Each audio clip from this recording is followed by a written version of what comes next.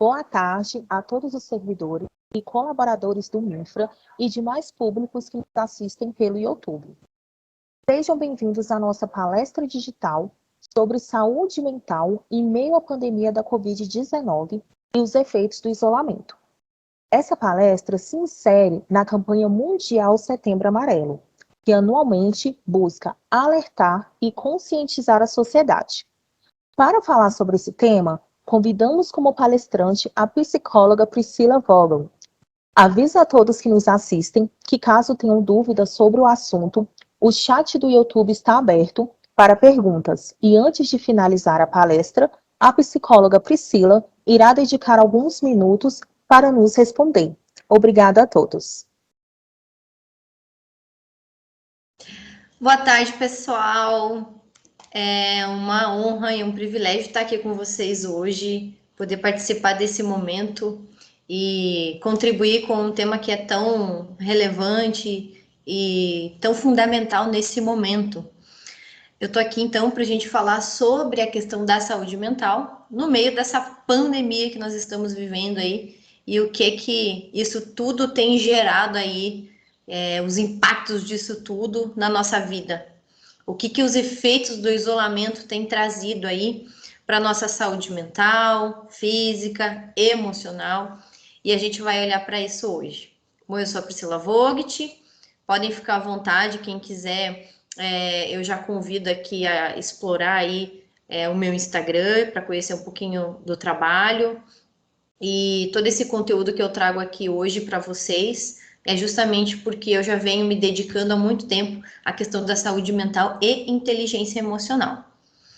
Bom, para a gente poder falar sobre o tema da saúde mental, eu quero trazer para vocês o conceito, então, do que seria saúde mental.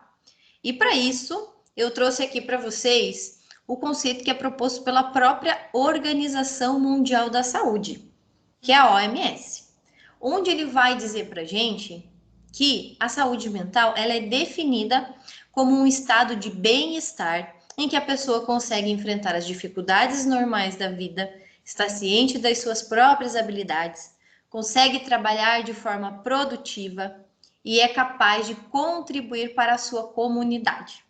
Aí pode ser que muitos de vocês já parem ali no meio do caminho e deem risada, né? Poxa, então aqui com os dois primeiros eu já fico no meio do caminho, né? Mas não é bem assim, gente. Eu tô aqui justamente para ajudar vocês a entender o que é a saúde mental de fato na prática e como é que anda a saúde mental de vocês no meio de tudo isso que nós temos vivido nesses últimos tempos aí. Então, antes da gente aprofundar aqui no conceito em si, eu gostaria de trazer para vocês alguns dados de como é que anda a nossa situação. E aí, olha lá, né? O que acontece aqui? Tem várias, né? Vocês já devem ter ouvido falar, já devem ter lido em vários veículos de comunicação aí, ou até não precisa nem olhar essas matérias, basta você olhar para dentro da sua própria casa ou para sua comunidade, né, para sua vizinhança, para seus familiares, para a gente saber que nessa pandemia do Covid-19, o que mais nos tem preocupado é os impactos na nossa saúde mental. E a gente sabe, a própria Organização Mundial da Saúde fez um alerta de uma outra epidemia oculta e silenciosa que veio caminhando junto com a própria pandemia, que é a questão dos impactos na nossa saúde mental. E aí a gente faz um alerta, por quê? O Brasil é um dos países com maior índice de incidência de depressão na população. E também está entre os 5 países com a população mais ansiosa. E isso é um dado muito preocupante, porque se antes da pandemia a gente já tinha esse cenário, imagina durante e depois da pandemia, o que é que isso não gerou, o estrago que isso causou.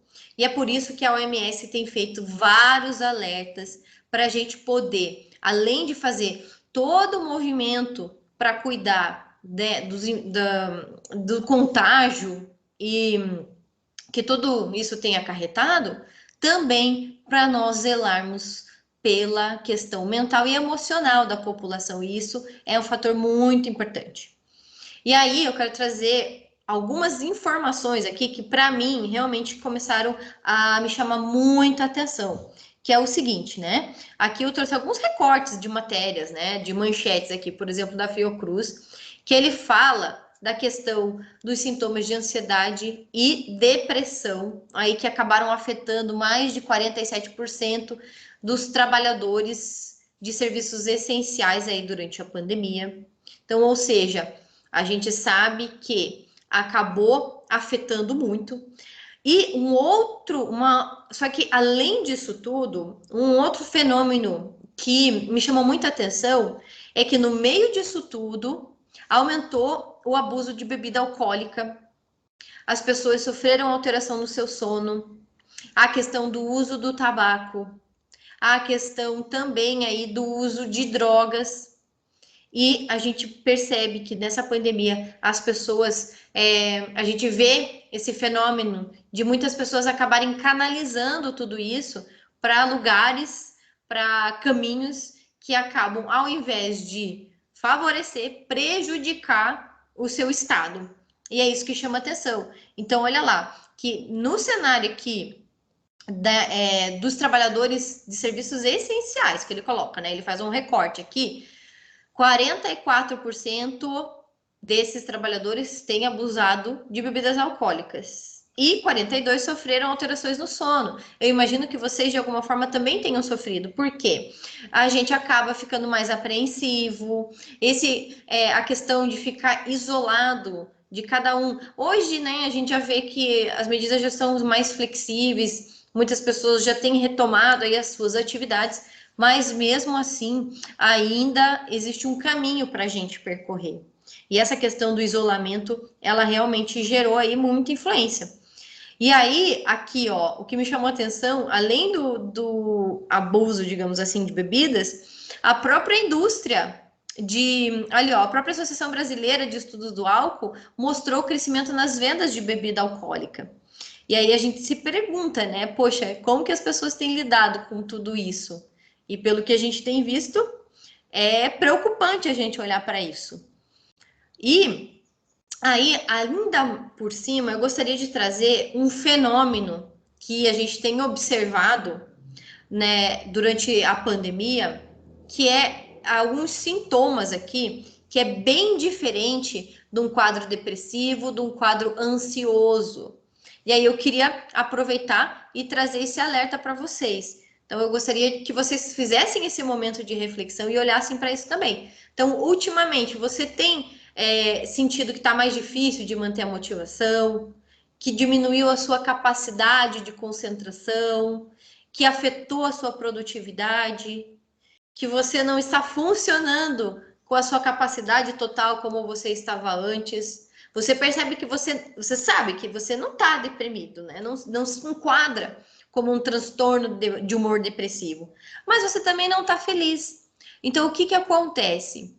Isso aqui, no início da pandemia, na verdade, houve aquele desespero, aquele caos total. Mas depois, a gente pôde observar que as coisas foram, digamos assim, entrando no eixo, assim, durante o isolamento e a pandemia, mas, em contrapartida, começou a vir esse fenômeno de afetar a motivação das pessoas. É claro, né, gente, que assim, a gente está vivendo um cenário que afeta, querendo ou não, é uma novidade, acaba deixando a gente inseguro e afeta sim a nossa produtividade. Por quê? Antes muitas pessoas estavam ali, indo super bem, ascendendo, e de repente veio essa pandemia e mudou muito o cenário de muitas pessoas, de muitos profissionais. E é lógico que isso acaba interferindo na nossa produtividade.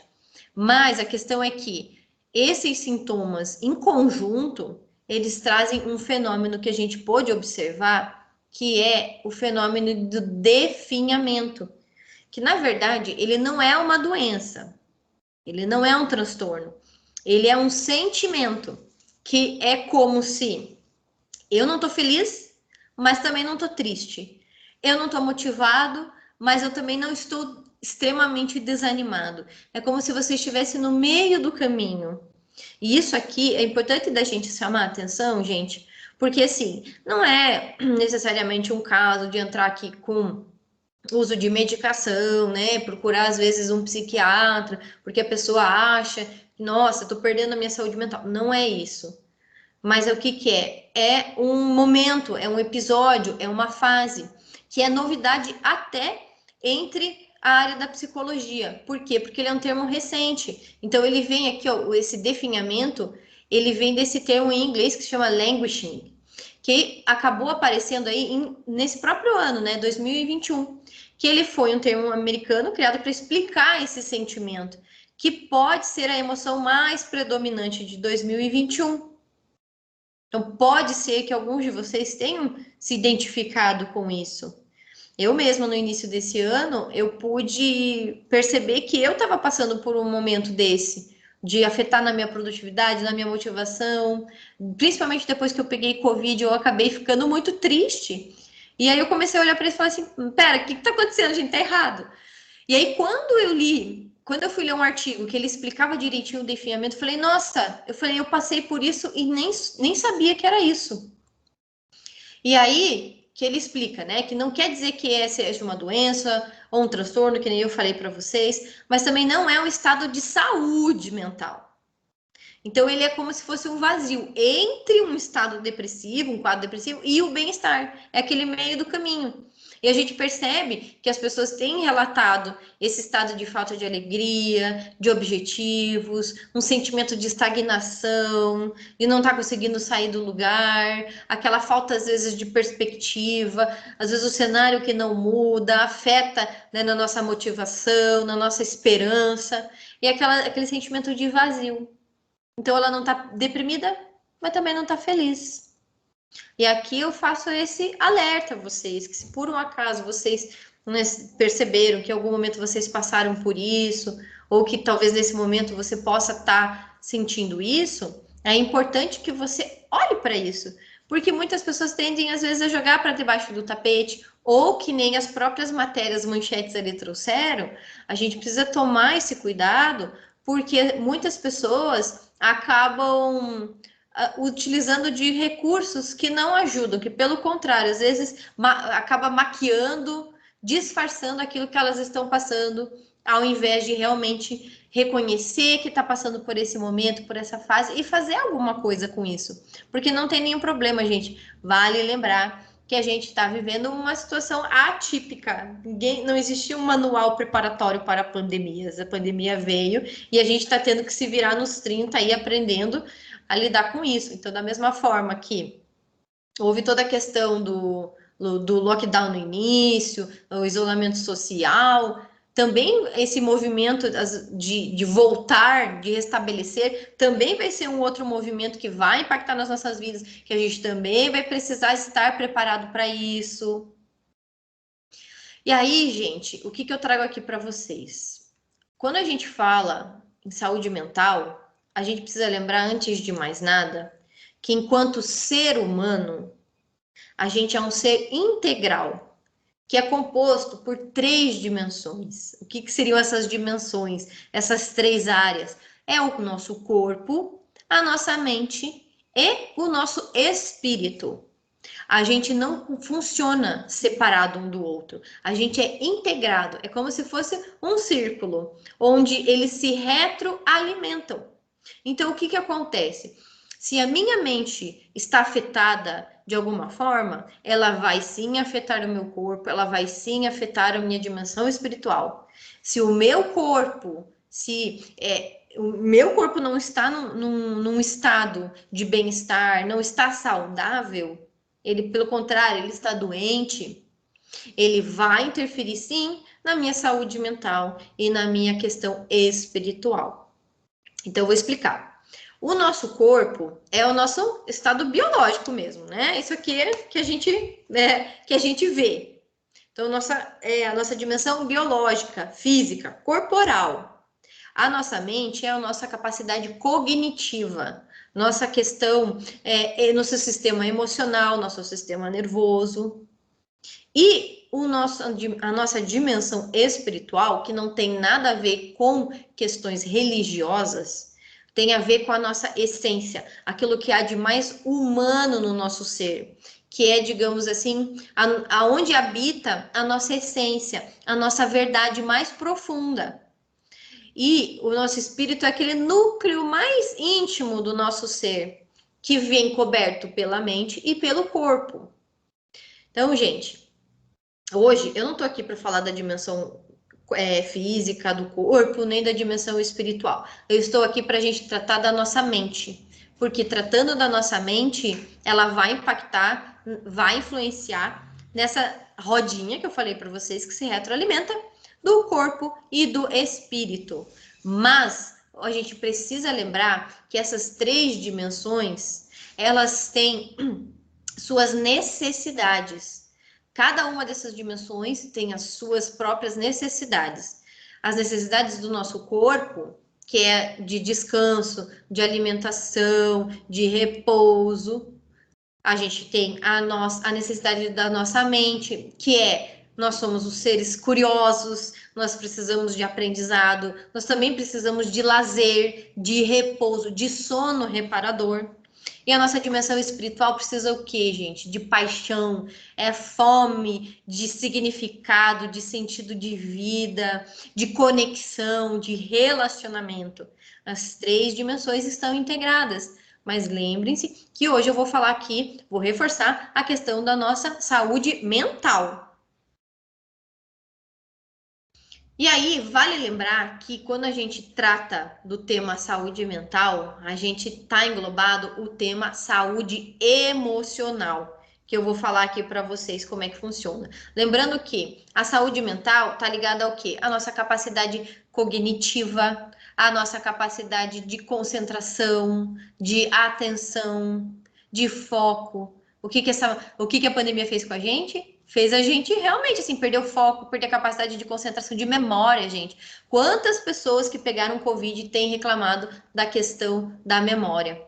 E o isolamento social fez com que a gente se distanciasse da questão dos relacionamentos. E aí vem a nossa saúde emocional, que precisa de afeto, que é movida por calor humano. Então, tudo isso a gente precisa olhar com carinho, porque elas têm suas necessidades e cabe a nós alimentar essas necessidades.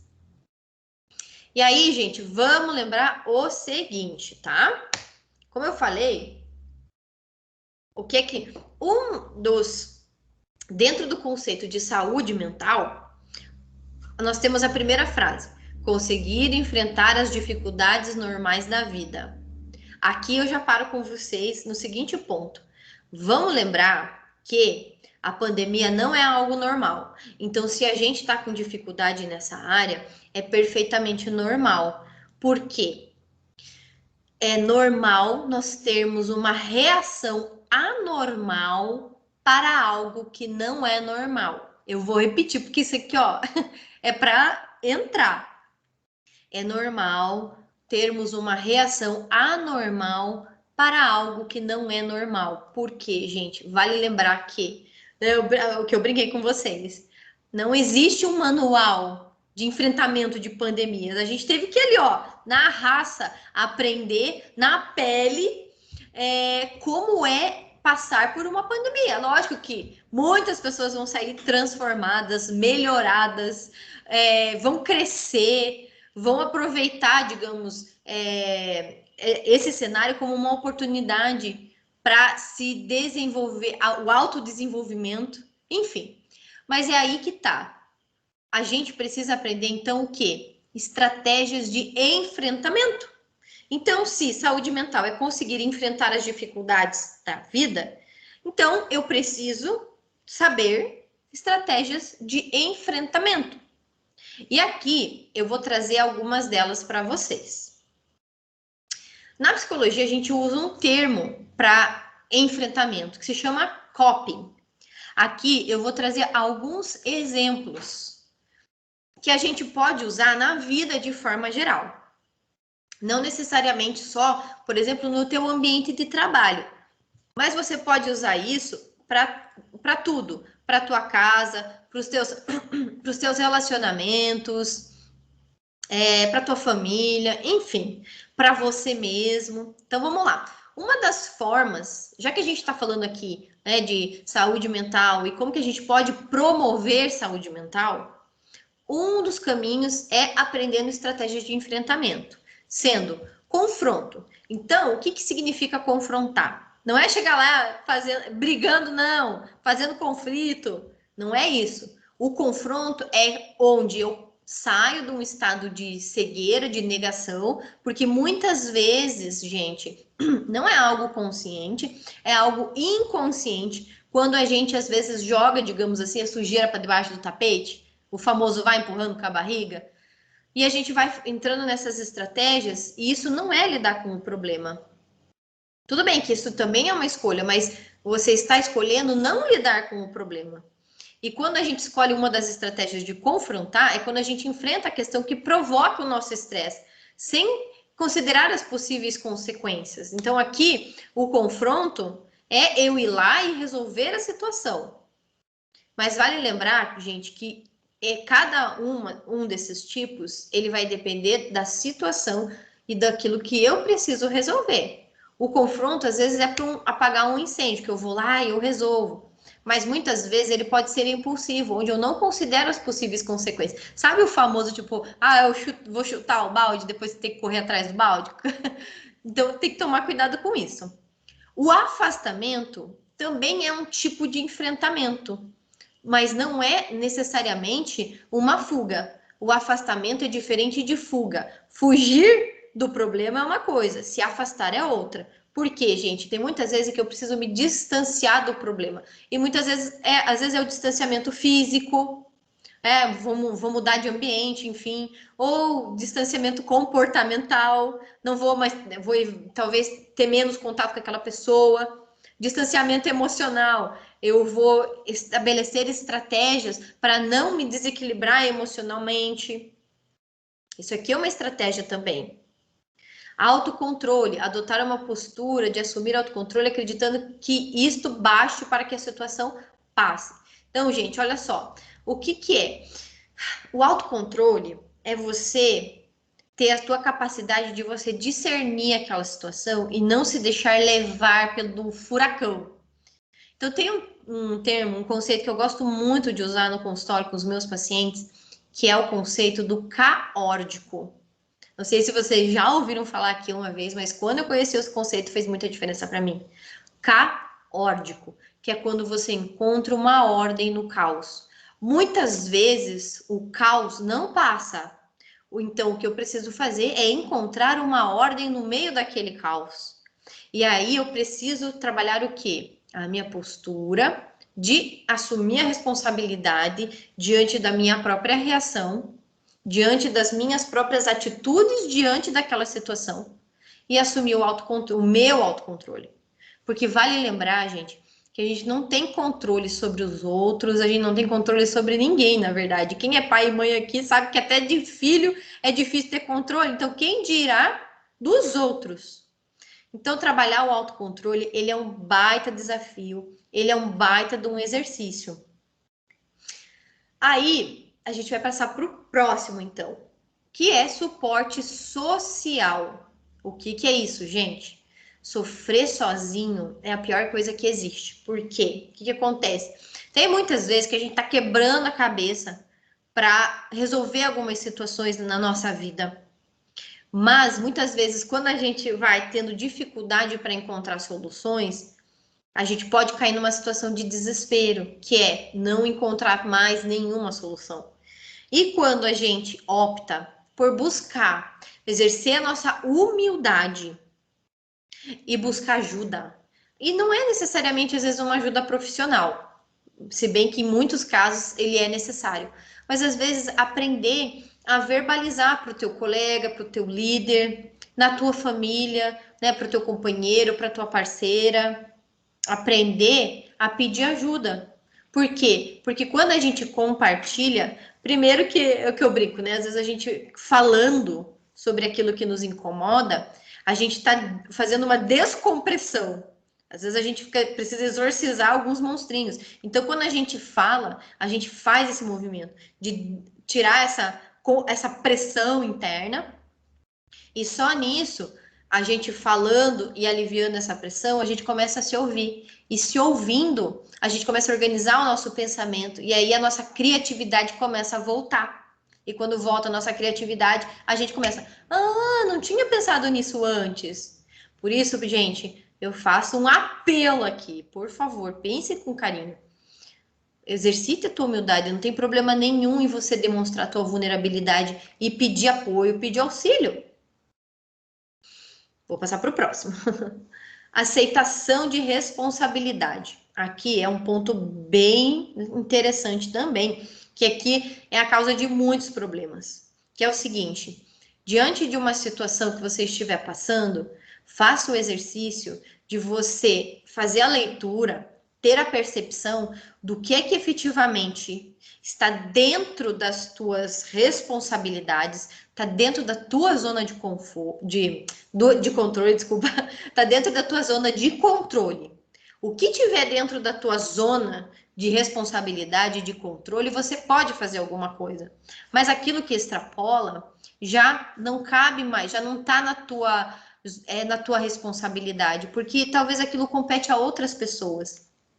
E aí vale a troca também, que é super importante.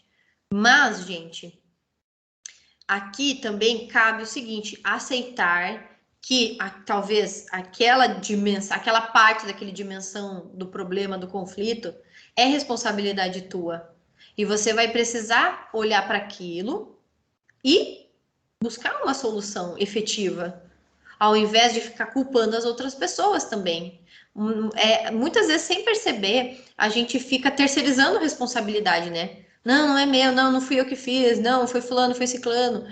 Eu mesma já trabalhei muito tempo em recursos humanos de algumas empresas antes de migrar para o consultório, e eu sei como isso acontece, né? Muitas vezes a gente é cobrado e a pressão vem, enfim, tudo mais, às vezes a gente fica isso, né? Não, mas não fui eu, não foi culpa minha. Mas e o que é que efetivamente está na nossa responsabilidade, que a gente precisa assumir, e o que é que não está, que aí a gente precisa também exercitar o diálogo. Aqui, gente, aqui tem um outro tipo de estratégia de enfrentamento. Daí você vai falar enfrentamento, fuga e esquiva. Como assim, Priscila? É um enfrentamento, fugir e se esquivar? Calma, gente. Aqui é no sentido de evitar o estressor. O que seria isso? Então, quando, por exemplo, realmente é uma situação que talvez você não vá conseguir resolver e aquela situação está realmente te tirando do teu eixo, do teu cerne, e o que você precisa fazer naquele momento talvez seja evitar ter contato com aquilo. Aí você vai falar assim, mas Priscila, o meu estressor é o meu chefe, é o meu líder, como é que eu vou evitar ele? Talvez, gente, o que você precise fazer é exercitar a tua inteligência emocional, que a gente vai falar num segundo momento também, tá? Aqui eu vou falar sobre a próxima, que é resolução de problemas. O que seria isso? Aqui é quando eu busco formas de solucionar, de manejar, de resolver aquela situação, aquele problema. Então eu vou, ao invés de ficar buscando responsáveis ou ficar o foco no problema, ficar na reclamação, o que eu faço? Não, vamos resolver, isso aqui precisa ser resolvido. Nós estamos com um problema. Nós estamos com um problema aqui dessa equipe, nós estamos com uma dificuldade aqui, caiu a produtividade, nós temos prazo, as pessoas estão procrastinando, as pessoas estão com a sua autoestima profissional afetada. Vamos olhar para isso, o que nós podemos fazer. Inclusive, eu achei muito legal a iniciativa que vocês tiveram de propor essa palestra, porque é uma forma da gente buscar uma solução, de a gente colocar informação a serviço das pessoas. Então, é muito bom poder aproveitar esse momento também. E aqui, gente, é muito legal. Essa estratégia de coping aqui, ela é muito bacana, que é reavaliação positiva, ou seja, procurar aproveitar e aprender, ver aspectos positivos dessa situação. Porque o que acontece? Muitas vezes a gente fica ali voltado para o sofrimento.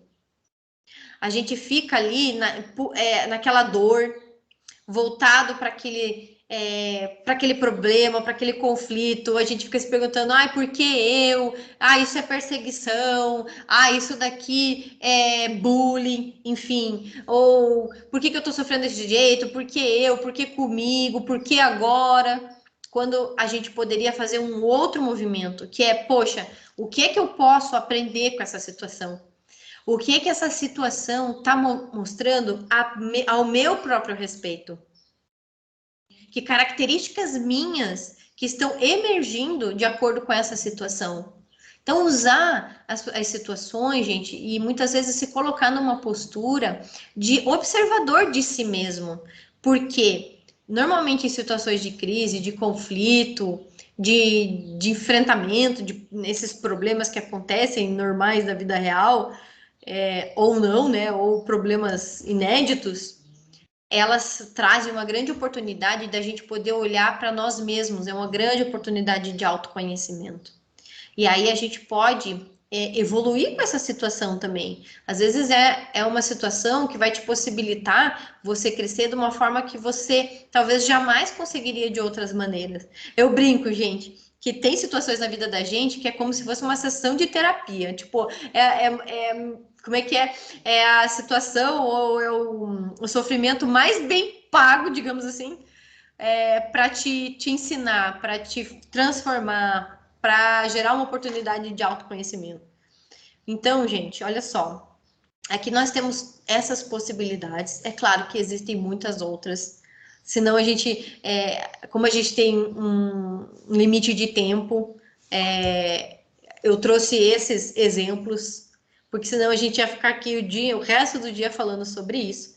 Mas que com base nessas, vocês já possam sair daqui hoje aplicando, praticando. Eu tenho certeza que em algum momento do que eu falei para vocês, surgiu algum exemplo na cabeça de vocês.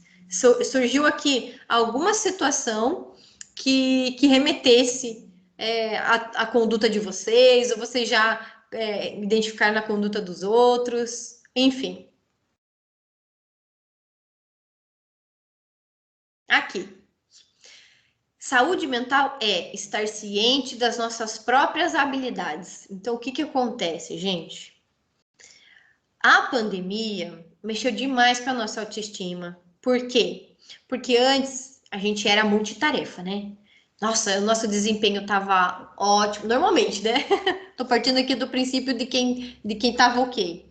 O desempenho estava indo bem, a produtividade ok, a nossa autoestima lá em cima, a gente estava seguro, estava autoconfiante, e de repente, vem uma situação inédita na vida da gente que faz a gente balançar, que nos tira do eixo.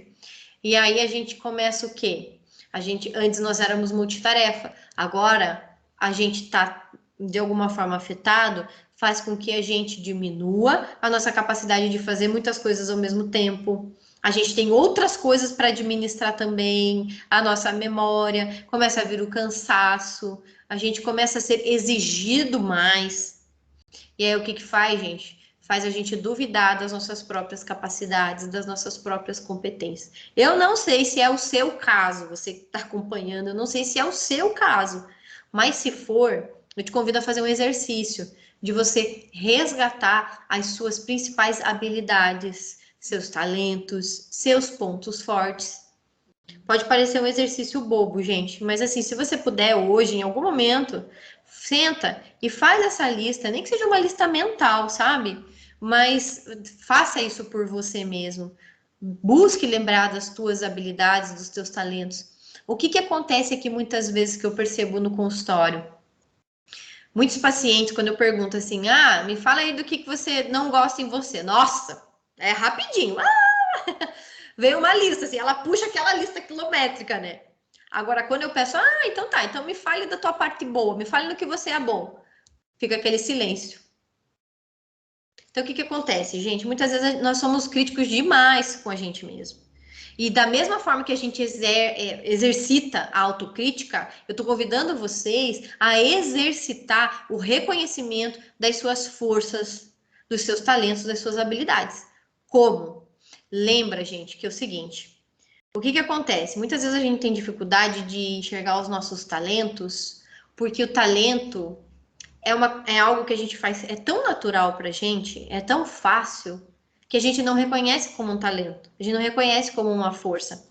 Eu, Priscila, eu me acho uma boa comunicadora. Só que para mim é fácil fazer isso. É fácil estar aqui conversando com vocês, fazendo essa palestra. Então, para mim, como é natural, muitas vezes é difícil de reconhecer como um talento, mas eu sei que esse é o meu talento. Então, eu quero que você faça esse exercício também de reconhecer aquilo em que você é bom. Acho que dá para ser, né, gente?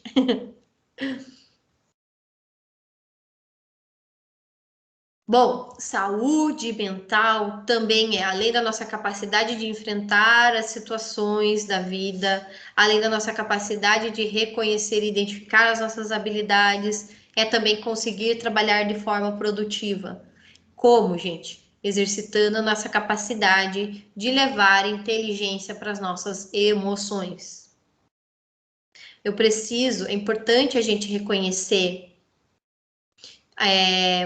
as nossas maiores dificuldades, os nossos maiores desafios nesse momento.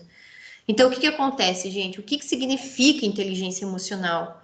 Primeiro, a gente precisa lembrar que eles estão em lugares diferentes. A emoção, ela fica localizada no nosso sistema límbico, no nosso hipocampo. E a nossa inteligência, que é a nossa capacidade de discernimento, tomada de decisão, está no nosso córtex pré-frontal. Começa por aí.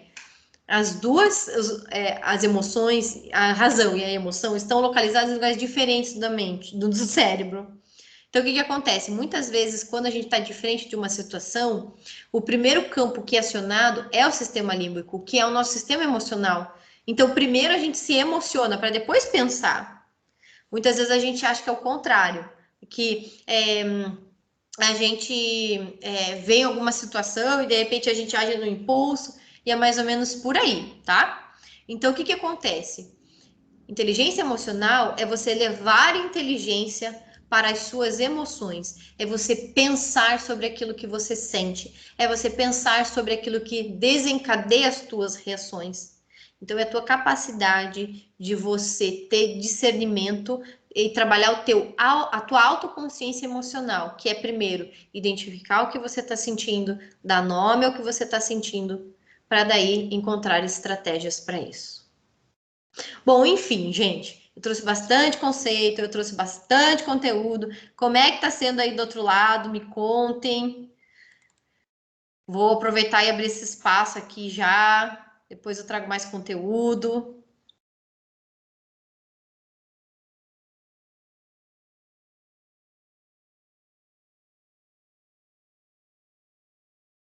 Tô acompanhando aqui o pessoal no chat, deixa eu ver. Ah, legal, o pessoal aqui trouxe a questão do luto, né? Ou seja, o quanto as pessoas que acabaram perdendo entes queridos, perdendo familiares durante a pandemia, o quanto isso acaba afetando, né? Nossa, com certeza. E vale lembrar, gente, que assim, quando a gente perde alguém, a gente fala que a gente entra num processo de elaboração do luto. E cada pessoa leva um tempo para elaborar esse luto. Então, a tristeza da perda de um ente querido, ela é normal até 4 meses após a perda. Se passar desses 4 meses, a pessoa continua naquele estado completamente afetado, isso é preocupante. Então, também é importante a gente poder olhar para isso, né? E a Simone está perguntando ali, né? O luto nesse período tem os mesmos processos de um luto normal? Olha, Simone, eu acredito que sim, tá? A questão é que as pessoas elas estão, digamos assim, com mais medo de perder, né, os entes por conta das estatísticas. Então, a gente, de alguma forma, a gente já fica ali em estado de alerta, né? Nossa, entendi. Teve uma pessoa que 4 pessoas, acabou perdendo 4 pessoas queridas. Isso é muito difícil. Nossa, não consigo nem imaginar. Pessoal, tá fazendo sentido? Como é que tá sendo aí? Já vou aproveitar aqui para abrir para essa questão de dúvidas, né? O que vocês gostariam de colocar como um comentário? Por favor, fiquem à vontade.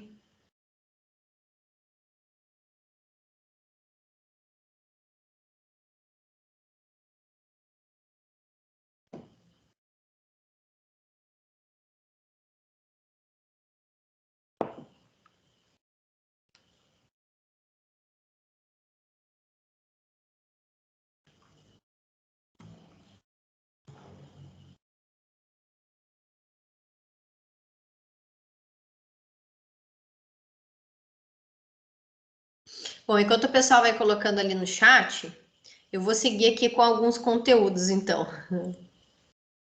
Opa, Patrícia trouxe ali. Como identificar que o cansaço pode ser burnout? Olha, esse é um tema para uma palestra inteira, hein, Patrícia? Mas o que acontece no burnout? Vamos lembrar que o burnout é o seguinte, né? Muitas pessoas às vezes confundem estresse com burnout. O que é a síndrome de burnout ou síndrome do esgotamento profissional? Ela significa, o burnout ele vem do verbo burn, significa queimar. Então é como se a pessoa estivesse queimando por dentro. Por quê? Muitas vezes ela tem impactos sociais, ela tem impacto do contexto, enfim. A gente precisa separar até onde a pessoa está num nível elevado de estresse ou até onde esse nível de estresse ele já ultrapassou, entrando numa questão de esgotamento. A questão é que a pessoa entra em esgotamento físico e emocional. Então tem a questão do cansaço, da memória, perda do apetite ou aumento do apetite, dificuldade para dormir ou dormir demais. A pessoa começa a ficar mais irritada, a labilidade emocional que a gente fala, que é quando a pessoa ela fica mais sensível. Que mais? A capacidade de concentração, às vezes o choro constante. Isso pode levar também a uma questão de depressão. Ela pode desenvolver um quadro depressivo, sintomas depressivos, ansiedade. Que mais? Despersonalização, ou seja, a pessoa não se reconhece mais fazendo aquilo que ela está fazendo. Normalmente, profissionais da área da saúde, como enfermeiros, médicos, professores, são as profissões que têm maior tendência a desenvolver esses quadros.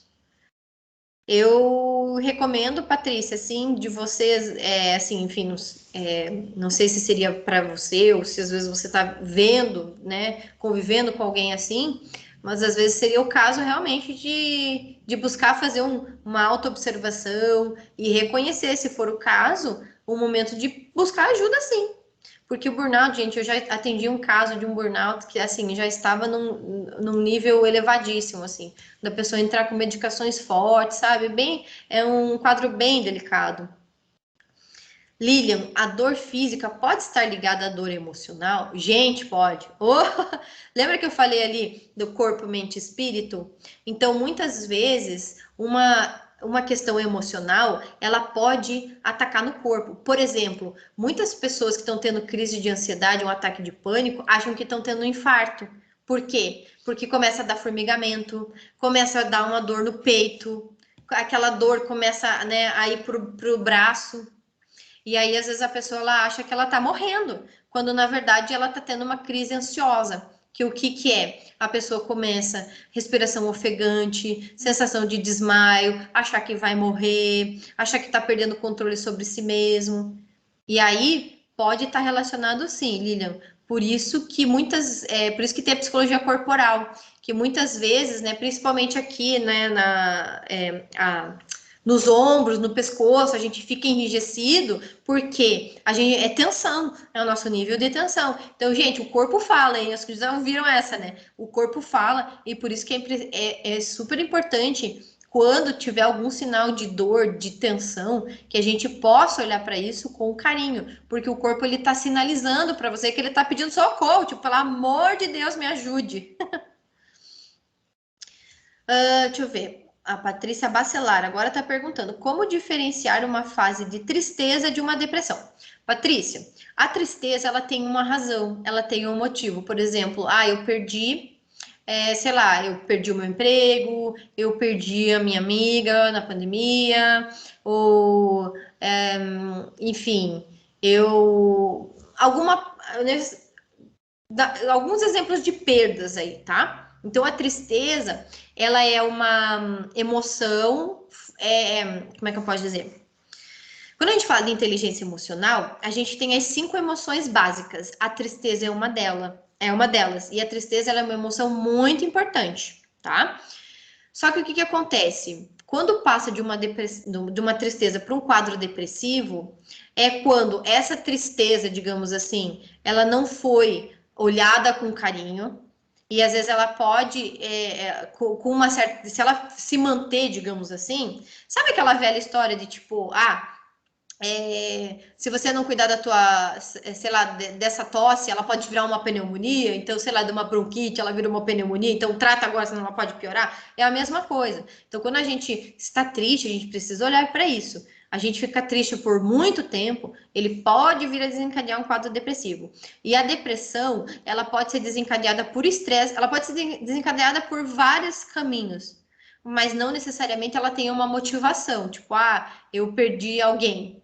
Tem muitas pessoas que no processo de luto podem ficar e permanecer tristes, e tem muitas pessoas que podem já desenvolver um quadro depressivo. Por isso que a gente precisa sim prestar atenção.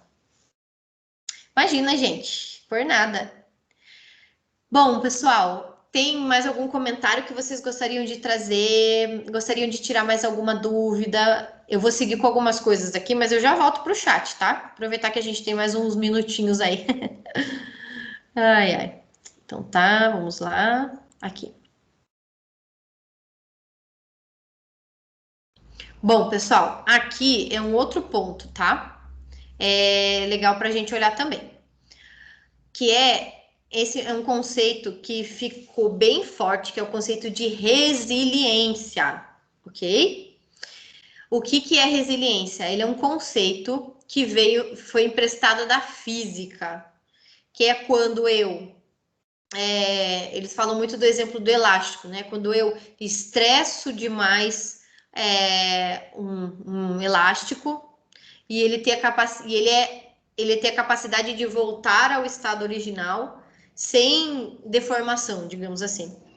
E esse conceito foi emprestado da física e nós utilizamos na área de desenvolvimento humano, que é quando a gente desenvolve a nossa capacidade de enfrentamento, a nossa capacidade de sermos resilientes, que é o que, gente? A gente passar por situações, desafios, conflitos, obstáculos e a gente conseguir crescer com isso, ao invés de apenas ficar apegado ao sofrimento. Que a gente consiga utilizar, digamos assim, essa oportunidade, essa situação como uma oportunidade de crescimento, de evolução, de desenvolvimento. É onde a gente se torna mais forte. Vocês já devem ter ouvido a famosa frase, né? Aquilo que não te mata te fortalece. Então é exatamente isso. E aqui, gente, é importante que você possa encontrar formas de você superar esses obstáculos. Porque o que acontece? O sofrimento sem sentido, ele vira desespero. O sofrimento sem sentido, ele vira desespero. O que isso significa? Se eu não encontrar um sentido para essa dor, para esse sofrimento que eu estou passando, a probabilidade de você cair numa situação desesperadora, ela é muito grande. Então, muitas vezes a gente não pode mudar a situação, mas nós somos convidados a mudar a nós mesmos. Como? Através da nossa capacidade de resiliência. E vale lembrar, gente, que é o seguinte, opa, isso aqui não vai dar tempo, que no que você foca, expande. Então, a gente precisa tomar um cuidado muito grande com isso. No que você foca, expande. Então, cuidado com aquilo que você anda focando. Pensa que é como se você tivesse uma lanterna na tua mão. E essa lanterna, ela ilumina para onde você apontar. Então, aonde você apontar, ela vai iluminar. Por isso que você precisa cuidar para onde você aponta essa lanterna. Não significa que quando você, digamos assim, aponta para uma questão agradável, o desagradável deixe de existir. Pelo contrário, quando você foca naquilo que tá bom, naquilo que tá saudável, naquilo que tá bacana, ele cria força que te ajuda a trazer musculatura, digamos assim, para enfrentar as coisas que não estão tão boas. Então, por isso, gente, aqui também eu faço um convite para vocês. Cuidem. Essa lanterna ela tá na tua mão, ela não tá na mão das outras pessoas, não são elas que vão iluminar o caminho para você. Muitas pessoas vêm para o consultório e a gente faz esse exercício de estimular a pessoa a olhar para aquilo que está saudável e não ficar só olhando para aquilo que está ruim, para aquilo que está doente, para aquilo que está prejudicado. Porque por mais que esteja doendo, esteja sofrendo, as coisas boas não deixam de fazer parte, não deixam de existir. E a gente precisa sim olhar para elas com carinho. Concordam?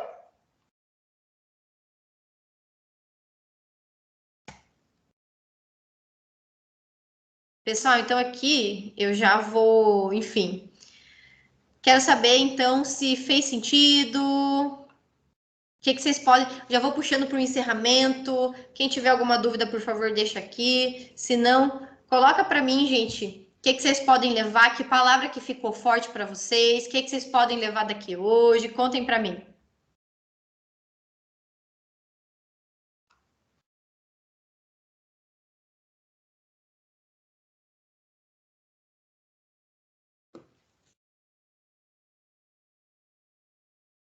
Que bom, Lilian. Fico feliz que tenha feito sentido, que vocês possam sair daqui pelo menos com uma palavra de inspiração, com uma oportunidade para fazer diferente.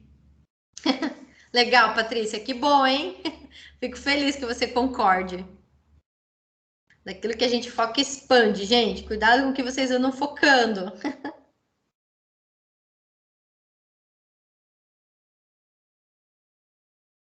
Vou aproveitar então para agradecer aqui pela oportunidade mais uma vez. Fico feliz que vocês tenham respondido ao chamado para a palestra de hoje. Fico feliz de verdade. Eu aproveito então para finalizar com essa frase do meu mestre, o meu mentor, que é o Viktor Frankl, que ele fala o seguinte: quando não pudermos mais mudar uma situação, somos desafiados a mudar a nós mesmos. Lembrem, gente, que aquilo que a gente tem controle é sobre nós mesmos. Então, que vocês possam ser desafiados a serem pessoas melhores. Deixo aqui o meu convite, então, para vocês. Quem quiser me seguir nas redes sociais, fiquem à vontade.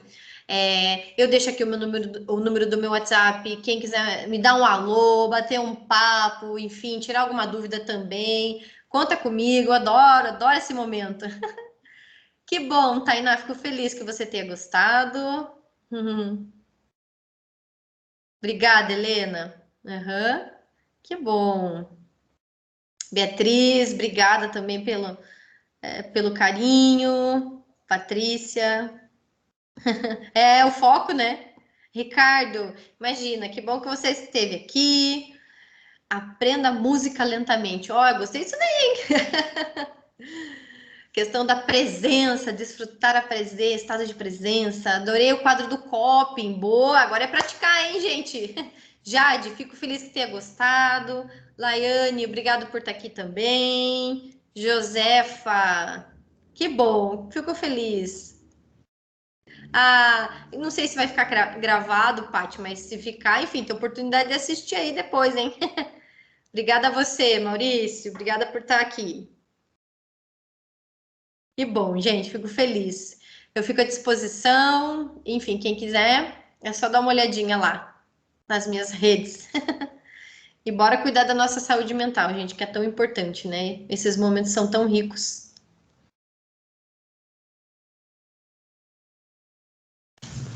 Bom, pessoal, finalizo agradecendo a psicóloga Priscila pela palestra, né, que nos trouxe hoje. Assim, foi bem produtiva, né, Priscila? O engajamento também do pessoal ali perguntando, tirando suas dúvidas. Então, assim, foi algo bem gostoso, né? Foi uma horinha aí que estivemos juntos e podemos desfrutar, assim, de um bom momento mesmo. Agradeço a atenção de todos os participantes, tá? A Priscila deixou o contato dela, então sigam ela lá no Instagram, chama ela no WhatsApp, converse com ela, tira sua dúvida, que ela está à disposição, tá bom? E eu peço para que todos fiquem atentos para as próximas programações no nosso canal. E tenham todos uma ótima tarde.